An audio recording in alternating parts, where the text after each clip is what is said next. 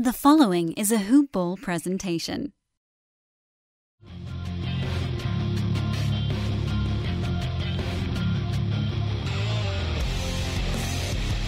Welcome to the Fantasy NBA Today podcast.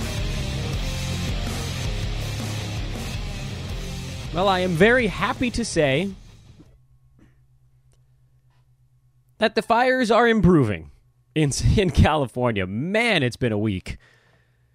Guys, So here's the thing. We all have the things in this country, the things that get us. We have our natural disaster territories. There's hurricane area, there's blinding blizzard area, there's tornado area, there's earthquake area, there's fire area. Well, we got a little bit of both on those, I guess.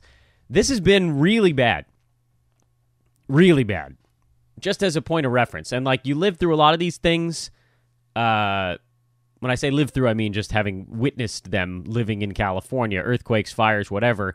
You sort of learn which ones are relevant. And for those of you that are across the country right now, I just want to let you know, this one is seriously relevant. This is a big deal. I remember when I used to hear about hurricanes all the time, and then Hurricane Katrina came along, and people were like, Dan, pay attention. This one's a big deal. This was a big deal fire in Southern California. Los Angeles is at a standstill in certain parts because massive highway closures and huge areas just completely wiped out. And then don't forget the Northern California one, which is the deadliest fire in California history. So send good thoughts to those folks in particular. Down here, luckily, it seems like the death toll is pretty low in Southern California, but a lot of damage to really densely populated and kind of fancy areas. Not that that should make any difference. It doesn't. But it's a big deal. And thankfully, I know my mother-in-law was evacuated. Her house is okay. It sounds like she's going home today, so I'm feeling relieved on this Wednesday morning. Welcome to Fantasy NBA Today, everybody. I'm Dan Besbris. This is, of course, now a Dash Radio presentation and a Hoop Ball presentation. It's both. Nothing But Net Network on Dash Radio, carrying Fantasy NBA Today. Again, a big thank you to those guys for working with my weird schedule when it comes to how these podcasts come together. The individual shows here, we record parts in the evening, parts in the morning. That all gets blended together into a beautiful symbiotic relationship with Dash, and they've been so cool about it. So thank you to them. Appreciate allowing us to get on the platform. And for those of you that are finding us through the Nothing But Net Network, welcome to Fantasy NBA Today as well. I hope you enjoy the show. Today's episode, which I'm guessing might not push right up to that 60-minute mark. Last two shows have been 60 on the nose in some formats. We actually had a longer version that we had to put out because there was just more stuff that didn't fit in the 1 hour length. That's how busy we've been over here. I think this one will be a little bit shorter just because of the simple fact that there were only 3 games yesterday. But as of doing this show, this portion, I should say, of the podcast on Wednesday morning here on the Pacific side of the U.S., there's already been some news breaking in the morning. So the list goes on and on. We're also going to talk to Ben Vasconcellos today. He is a writer and expert at the Wiz of Oz.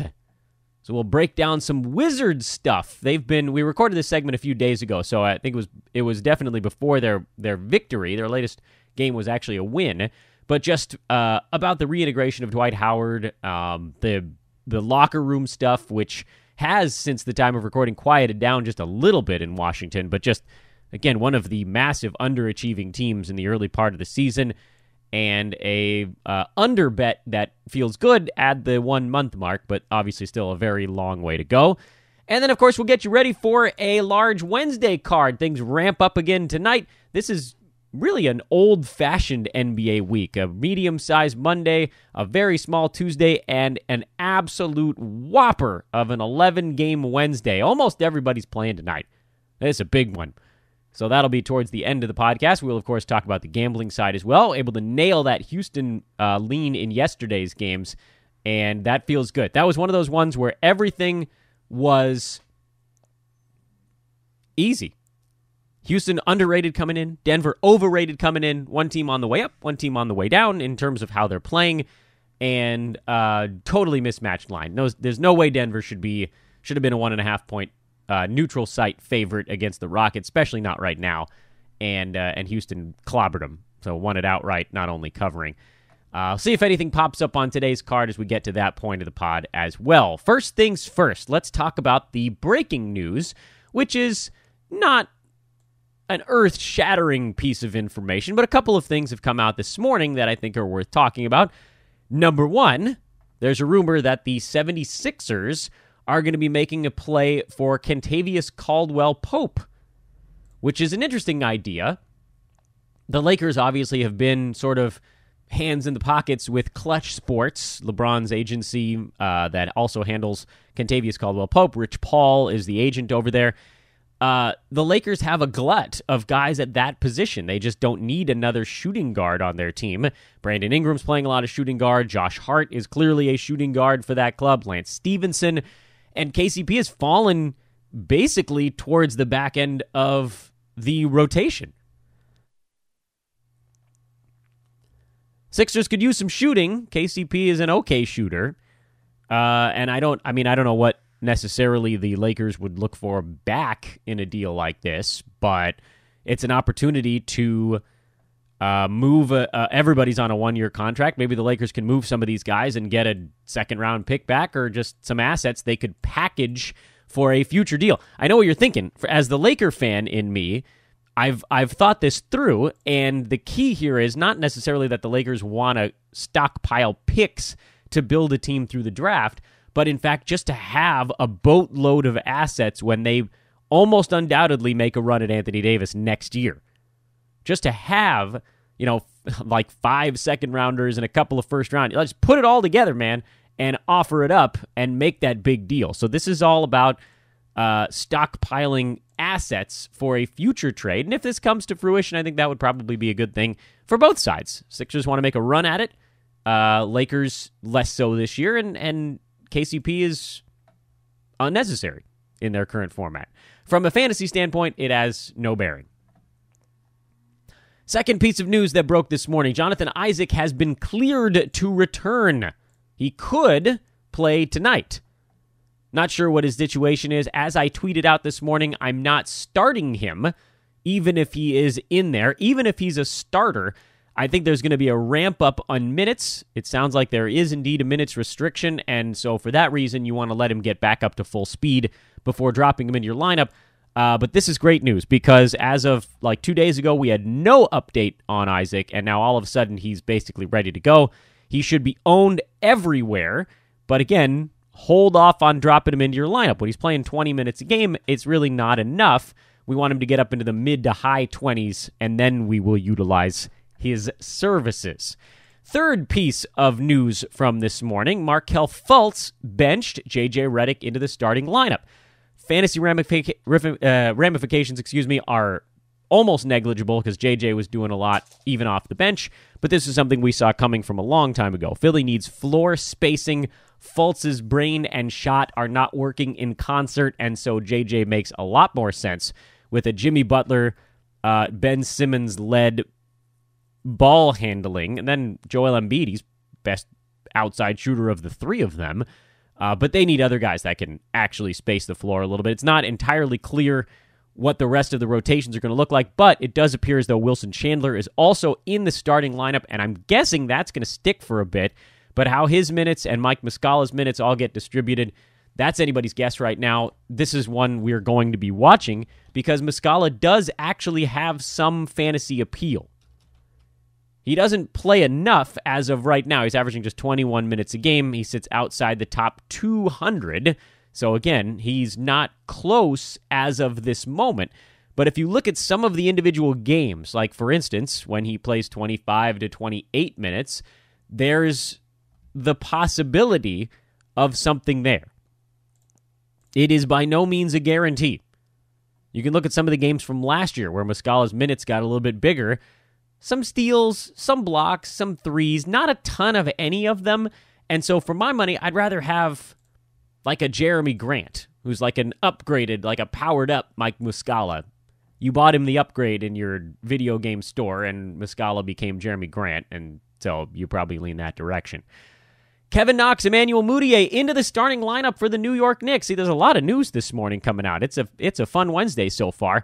Mudiay, no, don't do it, guys. His stat set is atrocious, particularly for non-category formats. Does not shoot free throws well, does not shoot the three-pointer well, turns the ball over too much. Assists have been down in New York because even if he's the point guard, most of the offense ends up running through Tim Hardaway Jr., Frank Ntilikina, Damian Dotson to the bench. Kevin Knox also into the starting lineup. We've talked about him plenty. He's owned in most of my fantasy leagues, and I think all of them. Yeah, double checking. No, all but one.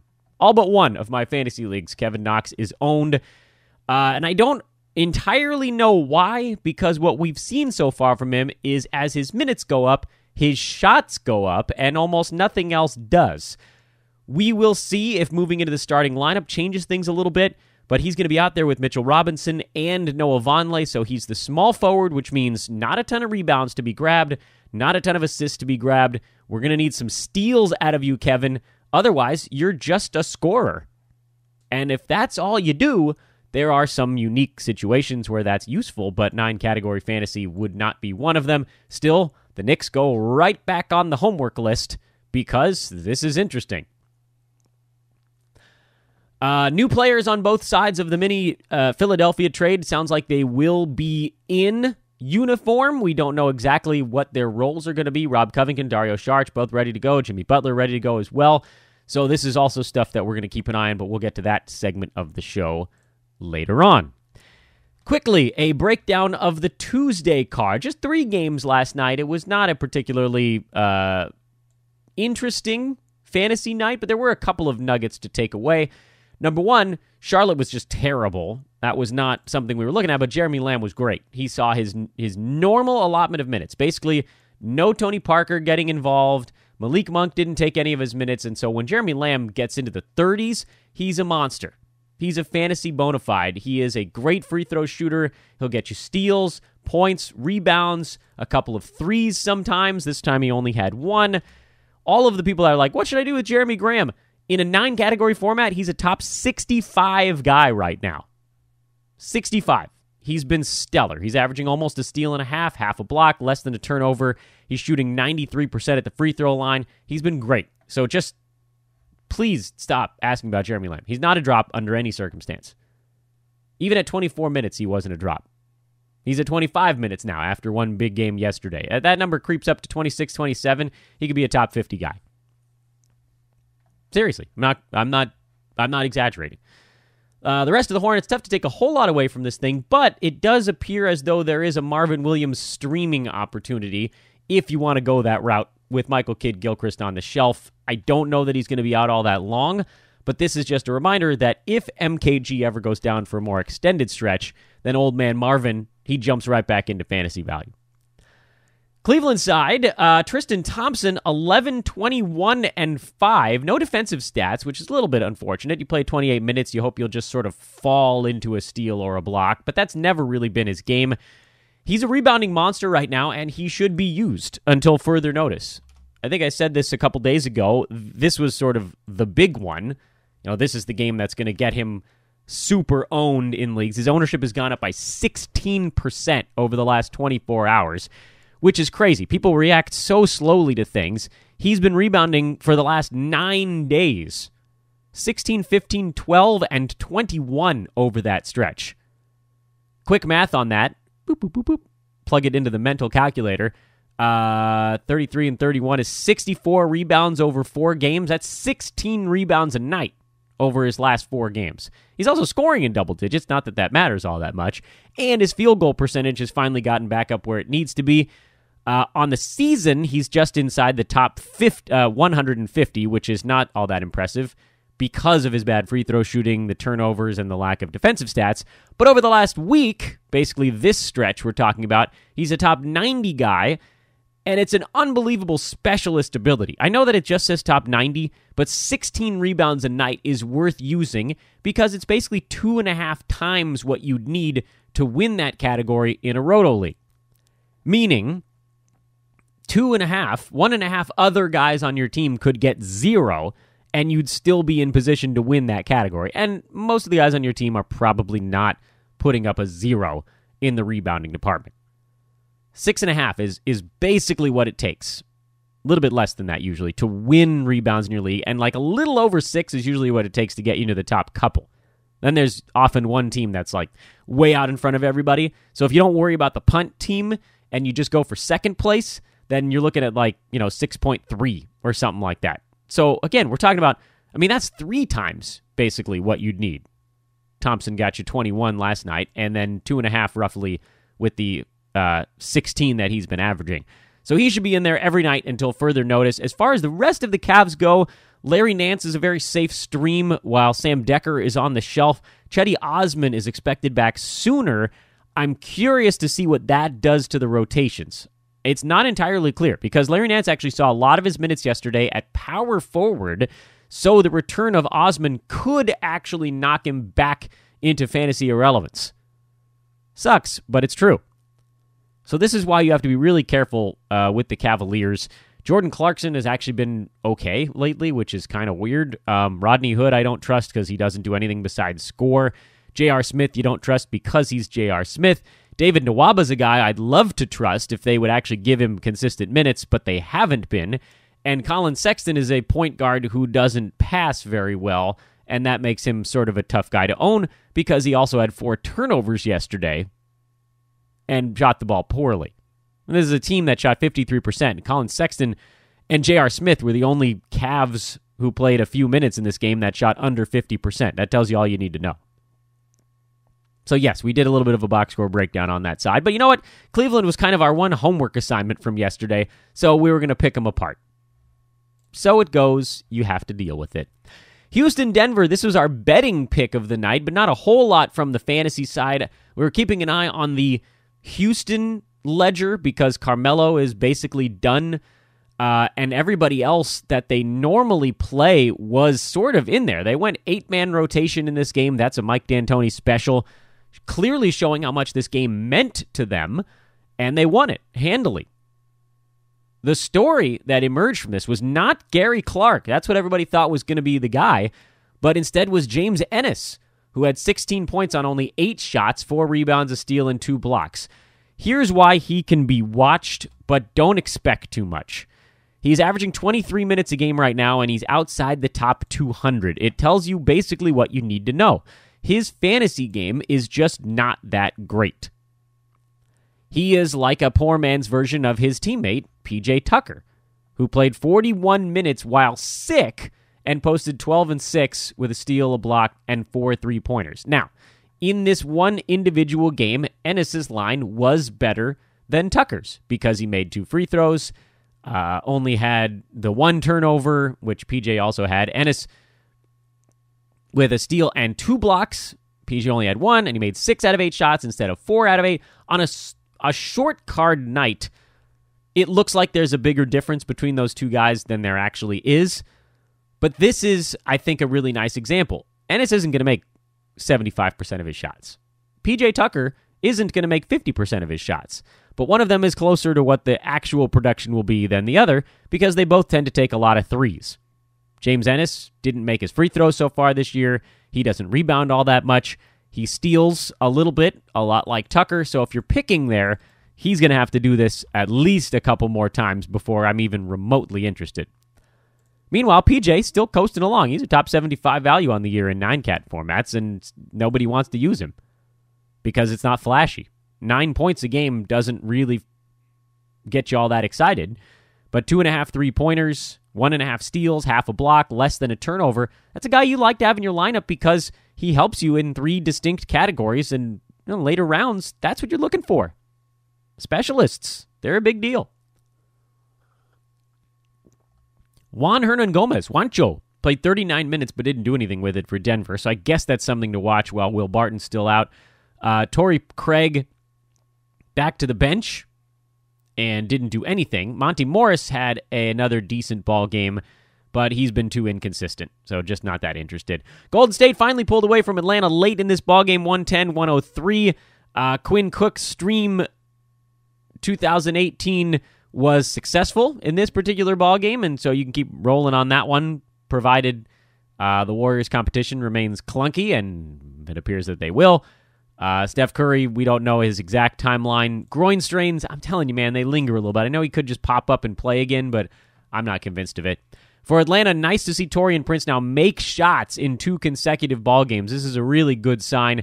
His shooting percentage may be beginning to come around a little bit. Trae Young sucks. He really is not very good. Alex Len was a story from this one. He played 32 minutes with Dwayne Dedmon out due to personal reasons. I just, it's still Alex Len. He's still a terrible free throw shooter. He still commits too many fouls. He generally turns the ball over. And if he doesn't block a shot, which he didn't in this one, then it's a pretty hollow 14-7. And in general, he and Dedmon are splitting the minutes, so you're not making that reach unless you're in real trouble at center, and you shouldn't be. There are better guys out there. Oh, Jeremy Lin, how I lust for your fantasy game. Man, every time I want to take him off my watch list, he does enough to get back on it, and every time I want to add him to my team, he does not enough to keep him back on the watch list. 20 minutes in this one because Trae Young was terrible, and Jeremy Lin had 10 points, 3 boards, 4 assists, a steal, and 2 3-pointers. I mean, he just walks into fantasy value. If he could just play 24 minutes, we could get there. But to this point, he has not gotten to that threshold, and I fear we may be stuck in this all season long, but I can't take my eye off of him because heaven forbid he finally does slot into extra minutes at the 2 or something like that, and they're like, you know what, we're going to do more Jeremy Lin, then you'd have to pick him up. Problem is, Hawks want Trae Young to be their point guard of the future, and so they're just going to run him as long as he can handle, and in games like last night where he's just getting roasted and ruining everything, they're going to pull him, and that's when Lin gets a couple extra minutes, but it's not every night, and so you can't bank on it. Sucks, but it's true. So there we are. That's a short Tuesday card. Not a whole lot of stuff to pull away from it, but a couple of nuggets worth exploring.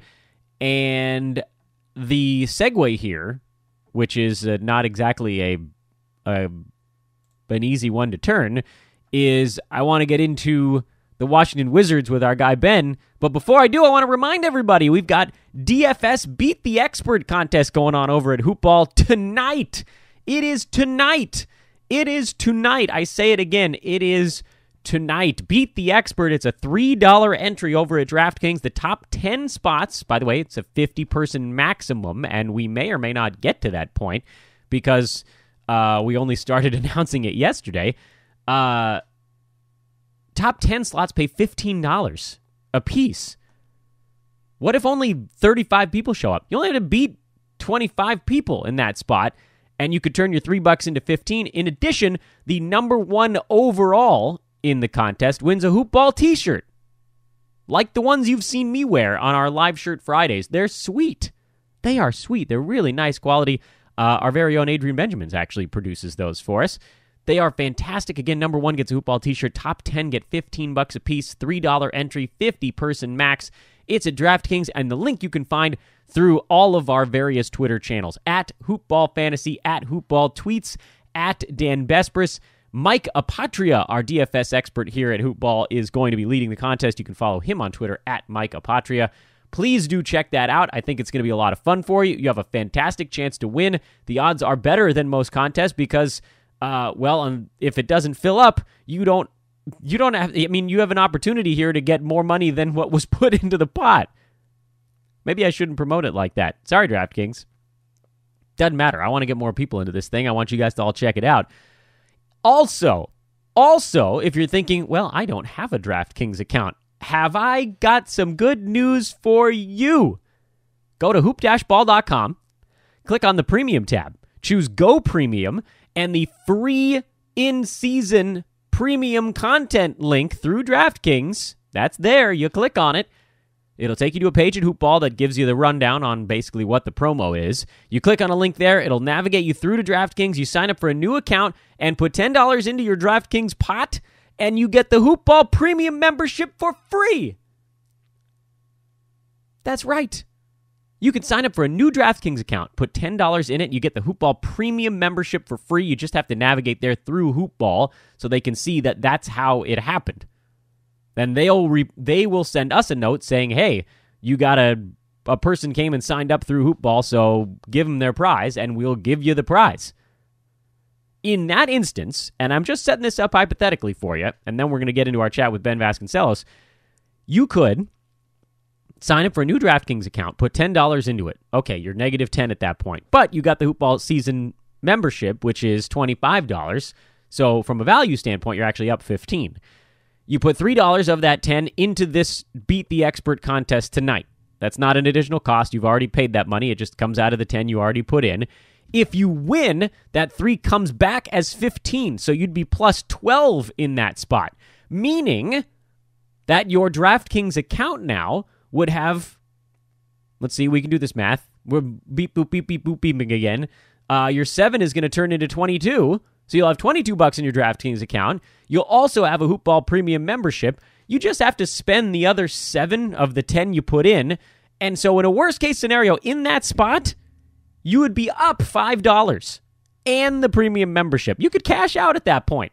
Take your $5, take your premium membership and run, or you could keep playing our Beat the Expert contest. Maybe you win again, and then maybe you're up 17, and then maybe you're up 29, and then maybe you really like DFS and you start playing other contests. Please do check it out. It's so much fun. It's worth it. Don't go crazy, obviously, but if you just play these once a week with us, then you're going to get better slowly, and you're going to play against other people that probably are relatively new to DFS also, such as myself. I think I'm getting into this one.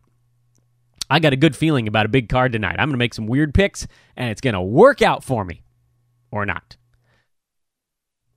We're in a little bit of a run right now on Fantasy NBA Today of talking to folks who have the finger on the pulse of teams that have gotten off to what I will very gingerly refer to as not the starts they envisioned. We've talked to a Cavs person recently, which, yeah, things didn't go great for old Ty Lue.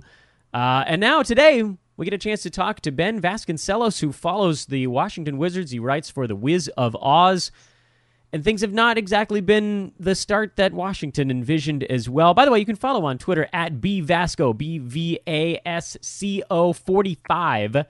Ben, welcome to the show. And I don't know, should I say I'm sorry?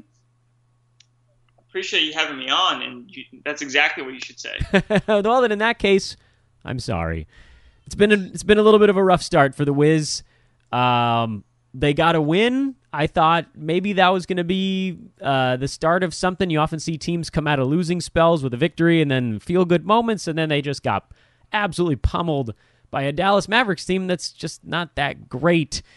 I want to start with sort of the broad stuff, and then we'll kind of work our way down to the individual players, because obviously from a fantasy standpoint, a lot of folks are wondering what it all means. So from the overview, slow start, obviously. That's the easy thing to say, but why? Why has it been so tough for a team with this much talent and ability? You know what? I think that's what all Wizards fans are trying to still figure out at this point. We had some great offseason additions in Austin Rivers, Jeff Green, and Dwight Howard, or at least what it seemed to be. And it just hasn't seemed to mesh as of right now. A lot of people blame it on coaching staff. A lot of people just blame it on the egos in the locker room. My take on it is we can maybe falter a little bit of blame on the backcourt. It just doesn't seem like John Wall and Bradley Beal are on the same page. And so I thought Dwight Howard was. No, I was going to go ahead. Yeah, go ahead. I thought Dwight Howard was going to be a little bit of the savior coming back, but John Wall being our leader is just not leading in the correct way. So what can be done about that? Because I feel like we've heard these rumblings now for a couple of seasons, and there was that weird stretch last year where the team seemed to really come together when Wall was out. That's a bad sign. That's a narrative that you'd think a guy would want to try to bat away a little bit, but it's right back up again. What can John Wall do? What can the Wizards do to try to keep that story from exploding? I think John Wall needs to take more of a secondary reserve role. Bradley Beal has really come into his own, especially towards the end of the games. Personally, I feel that he's basically become more of a go-to clutch guy in those last moments than when we need a bucket. What's really been disappointing for John Wall is he's been in the league 9 years now, and it seems like his shot hasn't progressed at all. And it's just baffling to me that how can that not be like a key focal point in the offseason to adjusting the shot, switching it up, because he's shooting 28% from three-land, and it's just awful. And honestly, his assists are probably a career low. He's averaging 7.6 assists a game, and that's just not what a true all-star point guard needs to average if you want your team to be an elite team. I'm actually inclined to agree with you a little bit, and I don't want to feel like I'm picking on John Wall, but it also looks like he came into this year, and on an earlier podcast I said it looked like he sort of got body snatched by Baron Davis. He looks almost like he kind of looks like he's a different shape this season. Is that something you've noticed, seeing him closer up? Because obviously I'm watching on League Pass, which for whatever reason is still not in high definition on my television.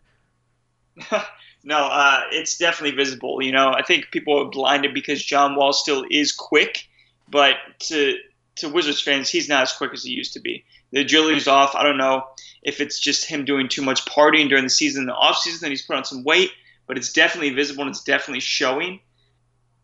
And he's averaging 4 turnovers, and I think it's because he's used to making these movements at a lighter weight, and it's just not catching up to him. He's averaging, his highest assists his highest turnover ratio for quite some time now, and it's been disappointing.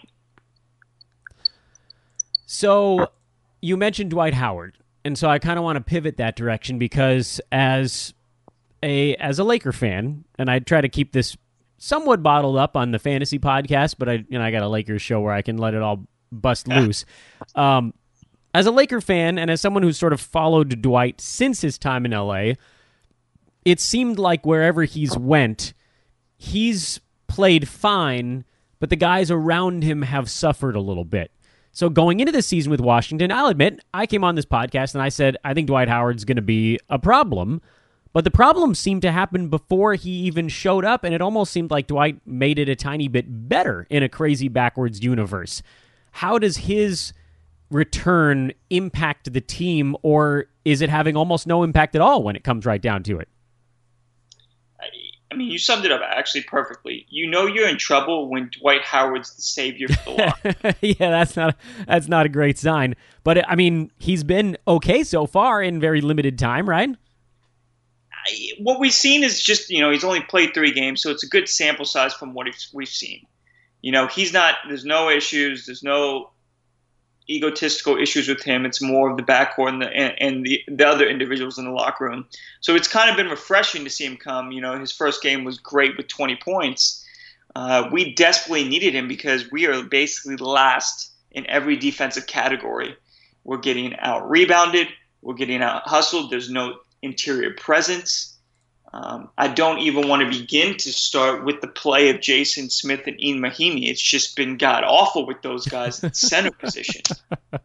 So having Dwight Howard is just a blessing, having some interior presence.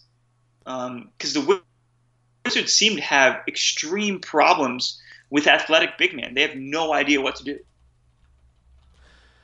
So then let's look at it from a little bit more of a fantasy standpoint, which is, yes, we know everything is coming to pieces there, and that'll probably come to a head. We'll get to that at the end of our discussion.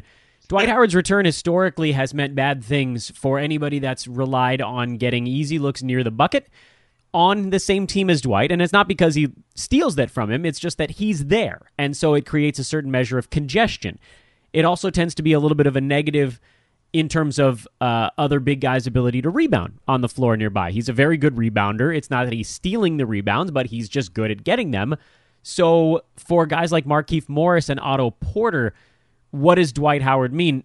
Bearing in mind, of course, that Otto Porter had his best game of the year with Dwight on the floor. So maybe could there possibly be almost an opposite impact, or was that just a one-game fluke? And is it going to be sort of the standard traditional thing we've seen with Dwight where the other big guys just aren't going to rebound and aren't going to get as many layups? Well, I feel like Otto Porter Jr. is a whole segment in its own. All right, we can do that. I do want to know a lot about him too. It's just it seems like his stat line is one of those stat lines just going to be irrelevant to the game. He scores 19 points, but nobody remembers it. I think it was one game. I honestly think he's just trying to prove himself in his contract because Kelly Oubre is basically averaging the same amount of points he is per game, is actually more effective on the defensive end.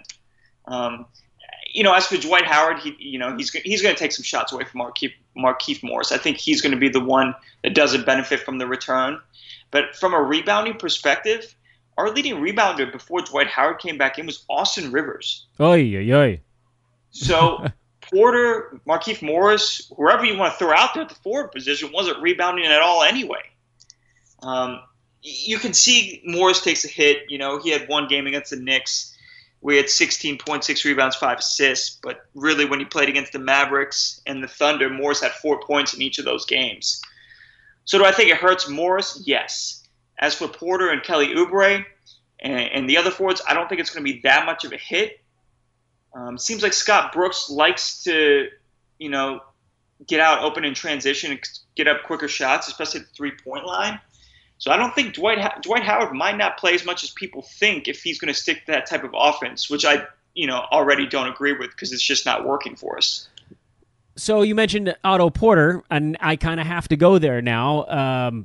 He's a guy that those of us in the fantasy community, I think the reality community, have been clamoring for more of for a long time because of his incredible efficiency.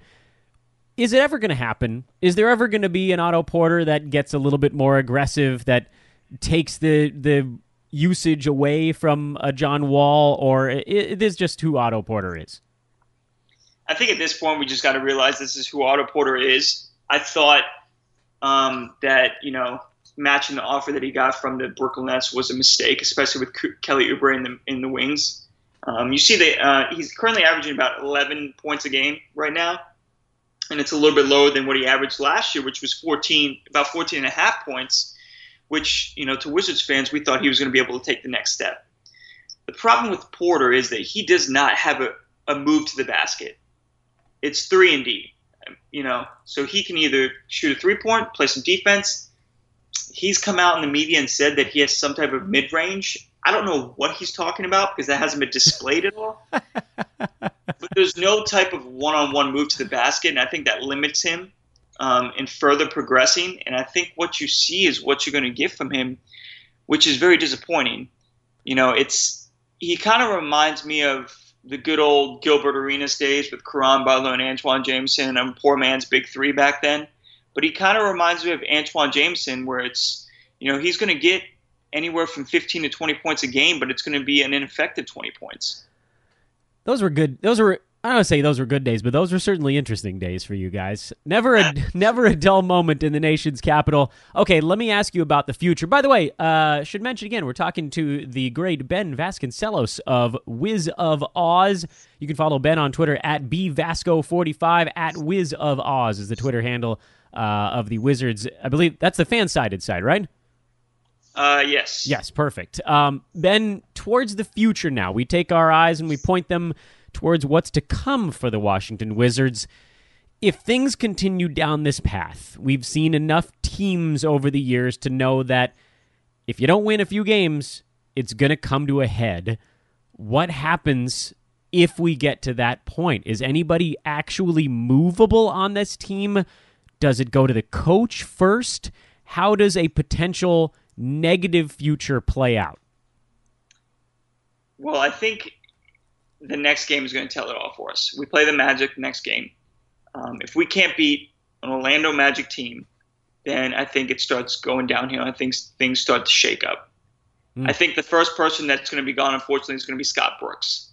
Because the Wizards have so many bad contracts on their hands, it's going to be hard to move some pieces around. The key pieces, Otto Porter and John Wall's contracts are awful. John Wall's going to get paid in his last year when he's 32 years old. He's going to get paid $47 million. So it keeps drastically going up for Wall's contract. So as much as people want to say, hey, let's trade John Wall, let's do this, Bradley, let's build around Bradley Beal because he's a little bit younger. It's not plausible. It's not likely because no one's going to want to take on that type of contract. And if you trade John Wall, it's in his contract that he gets 15% of his earnings up front, and then he gets to have the trade happen. So it's not likely for the Wizards to move John Wall, and I don't think it's likely for the Wizards to move Porter with his contract and the way he's performing because he's not living up to $100 million. Unfortunately for the Wizards, the only piece that they would be able to rebuild and move and get some assets for is Bradley Beal. That's the one contract that you can move. He's young. You could probably get a couple young talents, maybe some draft picks back. But they are in a very difficult situation going forward because as much as everybody wants to blow up the team, it's going to be very difficult with the way Ernie Grunfeld and this management has handled these contracts. But I do think that Scott Brooks would be the first one to go because the blame's going to have to fall somewhere, unfortunately. And you can't blame a guy whose contract you can't move because then you just end up with everybody hating each other. Exactly. Yeah. So I hope it doesn't get to that point because it's going to get very ugly because it's just going to be something that we're not going to be able to address. That is a little bleak. Let's hope it doesn't come to that. Ben, can I bug you again if or when something crazy happens in Washington? Absolutely. I'm sure it's going to get crazy here soon. So. Oh, heaven forbid. There's always something going on in the NBA, isn't there? Exactly. That's what makes it exciting. That's a good point. Sometimes you spin the bottle in the NBA and it lands on your team, and perhaps that will soon be the Washington Wizards. Ben Vasconcellos at bvasco45 on Twitter. Thanks again, my man. No problem. Thanks for having me. A big thank you to Ben, and also a second thank you to Ben for bearing with us here. That this show was originally supposed to air on Monday, but then the Jimmy Butler stuff broke, and so it had to get pushed back a little bit, and Ben was very kind. He says, listen, breaking news should come first. He's a nice guy dealing with the ups and the downs of the NBA season. Again, give him a follow at bvasco45 on Twitter. Good dude, and kind to let me screw with when his segment airs, as I did this week. We had a huge Wednesday coming up, and I want to take a couple minutes here to kind of get us all prepared because there's going to be some homework. This is how the NBA season goes. I love it. Man, I love it so much. This is beautiful. Every time in fantasy you start to think that things have settled a little bit, then everything gets shaken up again. This is why you got to be constantly making 2-for-1 trade offers. Just fire them out there, man. Send them out. Looking for trades. Try to get that best player available. If you get, and it can be really small upgrades too. Everybody tries to do these 2-for-1s where they turn two like top 70 guys into a top 20 guy. That's not going to work. Nobody wants your top 70 crap for their second round pick. Take your two top 70 guys and turn them into a top 55 guy. Then you pick up some dude off the waiver wire and keep doing this. Take two top 70 guys, turn them into a top 55 or 50 guy. Take that newly acquired top 50 guy, pair him up with one of your own top 50 guys and turn him into a top 30 guy. And take your other top 30 guy and that top 30 guy and try to turn him into a top 15 guy. And then suddenly you've built a team with 3 players drafted probably inside the top 20 instead of 2. And all it really cost you is some fluff down in the middle end of your team and like your 4th round pick. This is how you have to be thinking about it because the season, there's so many ups and downs that, I mean, guys on your team that you thought were going to be full season values turn into pumpkins and you have to end up dropping them. And guys that are out there turn into values. It happens all the time. Except in 30 deep, where nobody ever surfaces. The whole league is owned on night number 1. But in a traditional 12-team league, I mean, look at tonight's card, for instance. We're watching Philly to see what happens with their power forward spot. We're watching Minnesota to see who actually plays after their stuff. The Knicks just totally shook up their starting lineup. And that's just 3 of the 22 teams playing tonight. Let's look at them, by the way. Philly is at Orlando. The newly minted Jimmy Butler-led Sixers are a 6-point favorite against the Magic. I actually slightly lean to the Magic on this one. I think there are going to be some growing pains. Philly likely finds a way to win this game, but it'd be pretty surprising if they were just seamlessly integrated without any sort of odd hiccups, especially due to the fact you're going to see turnovers, you're going to see bad outside shooting, slightly into the Orlando Magic in this ball game. Cleveland on a back-to-back in Washington after just ripping the Hornets apart. Wizards are 11.5-point favorite in this game, which is annoying. I was hoping it would be a shorter number because then I would lean to Washington. Teams coming off those big blowout wins, there tends to be sort of an equilibrating game. I'm leaving this one alone. Miami, 1.5-point favorites on the road in Brooklyn. Interested to see. This is another team on the homework list. Brooklyn with Karis LeVert out. Almost forgot about them. Rondé Hollis-Jefferson, what does he do? Jared Allen, what is his role now coming back from an illness? Do they move bodies around beneath him? Does Hollis-Jefferson see more power forward minutes? Does he see all the backup center minutes for this Brooklyn team? What is D'Angelo Russell going to do? What is Spencer Dinwiddie going to do? What is Alan Crabb going to do? Damari Carroll? Got to find out all of this stuff. I don't think I would put a bet on this game. Tough to know exactly what's going to happen on that side. Miami is always a team we're keeping one eye on. It does seem like Dragic, Richardson, and Whiteside are sort of your safe guys. But there's Magruder, there's sometimes an Olynyk, there's all this weird stuff. Wayne Ellington's been good lately. Is Dwayne Wade coming back? Holy shamoly. Chicago at Boston. Okay, finally a fantasy line that I'm not that interested in. Boston is favored by 13 points. I'm not touching this one. Toronto, 10-point favorites over Dwayne Casey's Detroit Pistons. Is there any kind of subtext to this? I don't know that there can be because he's the coach and not a player. Oklahoma City, 9.5-point favorites to the New York Knicks with the brand new starting lineup.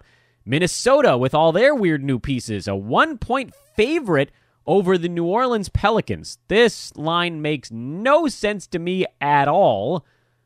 And for that reason, I don't think I can touch it. I mean, I don't know how you could convince somebody to bet on the Timberwolves against the Pelicans right now, and that makes me very nervous. Very nervous, because with new pieces coming in, you got to figure Minnesota's going to go through some stuff as well. Is this a New Orleans on a little bit of a letdown after a huge road win over Toronto? Maybe, but they're rested. This is weird. This is a very weird line. Milwaukee, 10-point favorites to the Memphis Grizzlies. Not going to get involved with this one. Utah, 4.5-point road favorites in Dallas. Dallas lost by a pretty good chunk in Utah last week. Would I call it a revenge game? Questionable, but a very slight lean to the Dallas Mavericks. San Antonio, 5-point road favorites in Phoenix. Phoenix is terrible. Lakers, 2.5-point favorites at home to the Portland Trailblazers. After beating Portland, they're basically the only team that's beaten Portland in the last 2 weeks. And the Lakers are favored in this game. I would have a slight lean to the Portland side, but I also don't think I'm touching it. So looking back at all of the things I just said, I would say Orlando, believe it or not, is probably the strongest lean on the card, which makes it a really tough night to put anything down. Dallas, a slight one as well on the sports betting side of things. From a homework standpoint, we have games coming out the wazoo on this one. Here's what we're watching for. And remember, I will send a tweet out about sort of what I'm keeping an eye on tonight. It might be 2 tweets with the amount of stuff that's taking place. Philly, obviously, one we're keeping an eye on. Rotations are a big deal, but for the most part, it's what's going to happen at power forward, because almost all of the power forward minutes in Philadelphia just went to Minnesota. Dario Saric played like 28 of them. We can look up his exact number for minutes on the year, and so we can do the math right. 30, he was actually even higher than 28. He played 30 minutes, and most of them were at power forward. Rob Covington saw some minutes at power forward. Mike Muscala, a handful of minutes at power forward as well, and he's the guy that's left over. Wilson Chandler now getting healthy, but with sort of not what you'd call a super fantasy-friendly game, except when he's seeing a ton of opportunity, which means, how does this shake out? It has all the makings of a lovely timeshare, but there were stretches in Denver last year where Chandler put up fantasy numbers. It takes him a lot of shots to get there. You know, he was like 8 for 19 in a game and had 17, 8, and 5 in that one. But then followed that up with an 11 and 4 game, and he doesn't do a whole lot on the defensive side, which limits the appeal. It does. I mean, there's no way around that. So you need other stuff from Wilson Chandler. He's not a steals and blocks guy. He needs to be scoring, hitting threes, and getting rebounds. And is there enough in Philadelphia as undoubtedly, at best, the fifth option? That's what we're talking about here, right? Jimmy Butler, Joel Embiid, Ben Simmons obviously all in front of him. I would put J.J. Redick in front of whoever the power forward is at this point as well. So you're talking about the fifth option. If they don't get defensive stats, to me, I don't think they're going to make it. That's why maybe there's a Muscala situation, like if he can find his way out there and get a blocked shot, then there's a path to some fantasy value, but it's not going to be on the offensive end for these guys. So we're watching it, but I am not hopeful. Jonathan Isaac makes his return for the Orlando Magic tonight. What does this do to Terrence Ross? How many minutes does he play in this one? Does he look ready to actually contribute this time? This is not a we're going to start him tonight situation, but it's certainly one where you'd like to see how he looks coming back from injury. Hopefully he looks comfortable. Cleveland in Washington. We're watching the Cleveland Cavaliers, as always, to see who can actually separate themselves. And so far, it's just Tristan Thompson. This is where I am right now. They had a really big scoring game against the Charlotte Hornets yesterday, and so a lot of guys had enough fantasy value for appeal, but not that many of them actually did enough across the board to sustain that kind of value. Long-term guys. That's what we're looking for here. Yeah, there's some streaming opportunity. Colin Sexton's going to take a ton of shots. If you can handle the field goal percent hit, then fine. That could be useful for you for a short term, but eventually George Hill's coming back, and then he's going to chop off half those minutes until the All-Star break. Not that interested in Washington. Miami, Brooklyn, we talked about that already, but just to dig a little bit deeper, Miami, we're really watching Wayne Ellington and Rodney McGruder more than the other guys on that team because Whiteside, Richardson, and Dragic, they're locked into their roles. McGruder's been very good so far this year. We're seeing things fizzle just a tiny bit, but he's still seeing a decent number of minutes. With Dwayne Wade out, we've seen more Wayne Ellington. Do we see more D. Wade when he comes back, or is that going to end up being kind of a split of that time? And Miami still has a bunch of guys that are on the shelf, but who knows when the hell they ever come back. So it's sort of a half watch on Miami. Brooklyn is a full watch. This is a very important one. Taking Karis LeVert out of the mix for the Brooklyn Nets frees up a boatload of stuff. He played 30 minutes a game and took 15 shots a night, plus some free throws. So like 15 shots plus another, 2 to 3 possessions that ended with him attempting a field goal. That's like 18 possessions ending in Karis LeVert that have to go somewhere else. D'Angelo Russell's going to take some. Spencer Dinwiddie's going to take some. And most fantasy analysts, us included here on Fantasy NBA Today, are banking on Rondé Hollis-Jefferson being the primary winner of this. The guy that goes from not worth being owned to worth being owned. Basically, he jumps back across the cut line. Everybody else is either that was on the good side of the cut line just gets a little bit better, and guys that were on the bad side of the cut line, they get a little bit closer to it, but don't quite get over it. He's the one guy that the needle bumps across the midpoint. He goes from no to yes, if that makes sense. So we'll watch that to see if we're all right.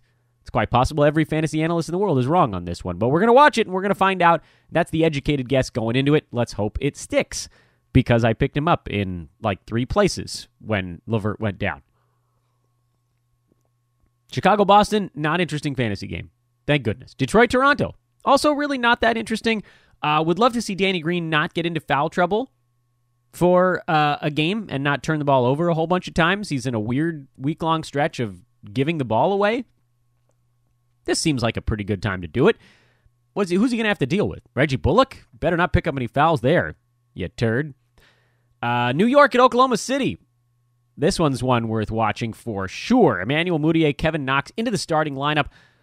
Frank Ntilikina and Damian Dotson out of the Knicks starting lineup. How does it change the minutes? Well, we don't entirely know right now.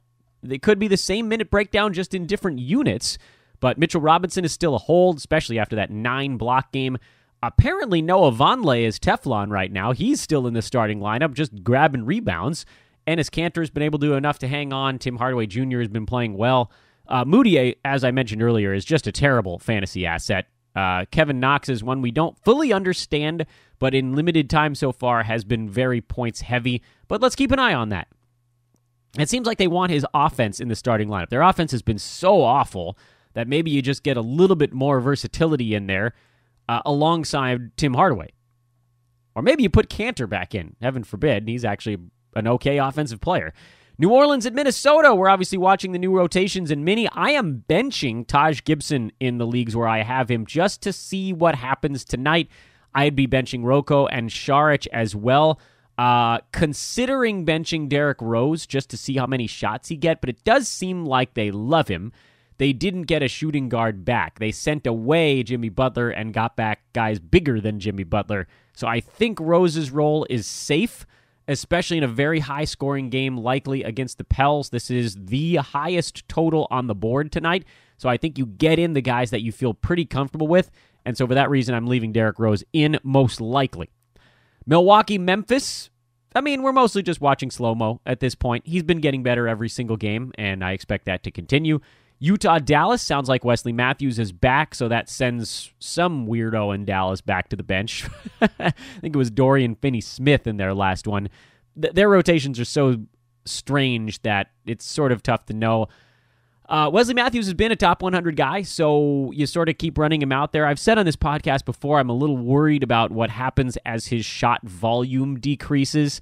His value was in how many three-pointers he was hitting, and that number is now back under 3, which, crazy, right? Under 3 sounds low for three-pointers hit, but unless he can get the steals number back up where it has been in seasons past, he could start to fall below the cut line. Just something to keep an eye on. Not yet, but there is a possibility. So we're keeping one eye on that as well.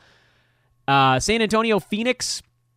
I'd like to say we're on TJ Warren watch, but dude is a top 50 player right now. So why are we even watching him? He's been insane since they put him in the starting lineup. He's played 42, 37, and 40 minutes the last 3 games for Phoenix, and he's the number 3 fantasy player over the last week. Unsustainable, yes. The defensive stats in particular, 1.3 steals, 1.7 blocks. But the scoring is going to be pretty good for him. If he's in the starting lineup, he's going to get a bunch of shots up, and he's always been a pretty good percentages guy. You know, the free throws in the mid-90s this year is also probably not going to hang on. I could see him shooting in the 80s, though, if he really did make some improvements season over season. So he's sort of off the watch list now. He's just a guy that should be in lineups all the time, as of a week ago. And then Portland, LA, we're always still kind of watching Zach Collins, but I've also told you guys I'm kind of out on him as well. Lakers, it's LeBron and JaVale McGee, basically. That's it, folks. Big Wednesday, huh? Go to the DFS thing. Do what I told you earlier in the podcast. We really need you over there. And we made it to an hour anyway. I lied. Coming up tomorrow, we got Ryan Buchanan of the Blazers Edge, and then, of course, we'll have the live show on Friday with the great Aaron Brewski. I am Dan Besbris. Follow us on Twitter. Big thanks again to Dash Radio. Have a wonderful, massive, massive Wednesday, everybody. Pray our players all get through this game without getting hurt. We'll talk to you tomorrow.